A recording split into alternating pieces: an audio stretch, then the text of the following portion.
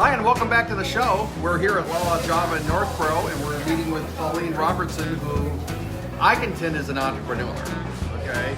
But she's also an author, has her own radio show, podcast, life coach, hairstylist, salon development advisor.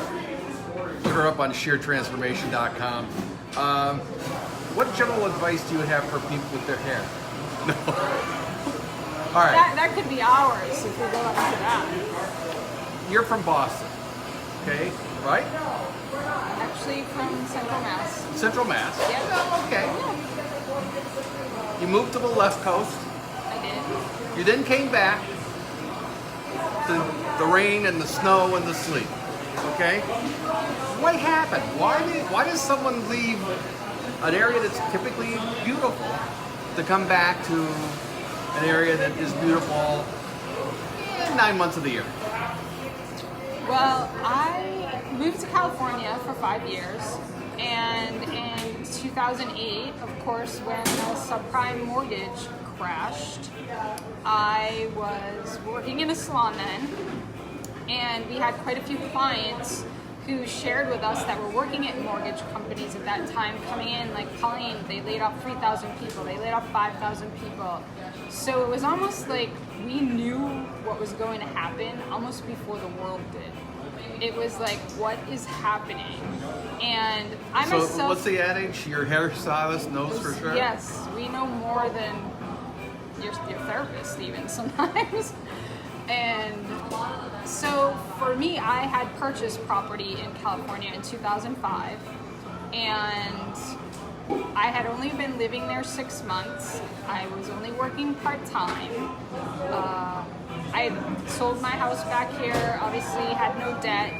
And when I went for my mortgage for my condo, they're like, oh, you can afford the 3-bedroom. I'm like, I want the 1-bedroom. But no, you can afford the 3-bedroom. And thank goodness I knew about value mortgage and how to go through that process, because they said I want the 1-bedroom and that's it. And I had a subprime mortgage for the first 2 years. And within 30 minutes, I had a mortgage. Even I was like, wow. Something wrong with this. Back in the day, it was Something's almost, wrong well, with it this. wasn't almost too easy. Right. It was too easy. Yes. And so, fast forward to 2008 when clients are telling me what's happening. And obviously in Orange County, everyone was living beyond their means. You had 20-something-year-olds driving Ferraris, living in penthouse condos because they were selling mortgages. And of course, being that age, you don't save money, so when everything crashed, they basically lost everything along with other people, and it became a ghost town. Literally, every other house was in foreclosure there. So if you had liquid cash then, you could have bought a well over $1 million house for at least $900, at least. And for me, which is still a lot of money. Oh yes, and that's just for like a ranch built in the 60s and 70s. On a 10,000 square foot lot. That's not what you would get here. Right. And, my ratio on real estate now, growing up here was expensive, but now I moved back here and I'm like, oh, that's affordable. Wow, you can actually own a house here. And, seeing where the market's gone now in California, it's crazy where the market is now.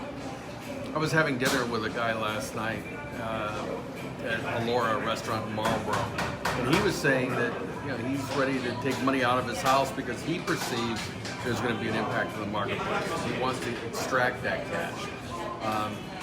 You can argue, is that a smart move, dumb move, whatever, but he's at least thinking about it. And that's the advice that I would give to people, is make sure you look at your situation and maybe use some of the thought process that Pauline went through. Just because I qualify for a 3-bed doesn't mean I should get a 3-bed. Exactly. I always tell people, don't go for what the mortgage company will approve you for. Go for what your gut and your budget tells you can go for. Exactly. And that's what I did when I moved out west, purchasing a condo instead of a house. Yep. And, in the end, it all worked out. It's sort of like you have a glorified apartment living out there that you own. And, you know, again, that was my reasoning for moving back. It was like everyone left. Big car companies pulled out, big high-tech companies pulled out. They all moved back here to the East Coast because it's more affordable. Okay. So it's kind of like, you know, gas at $5 a gallon for the cheap stuff. After a while, it was like, I just need to go back where I came from. Well, I want to thank you for coming out today and sharing your story. It's kind of a personal story, and I appreciate you sharing it. And tune in again next time. Thanks.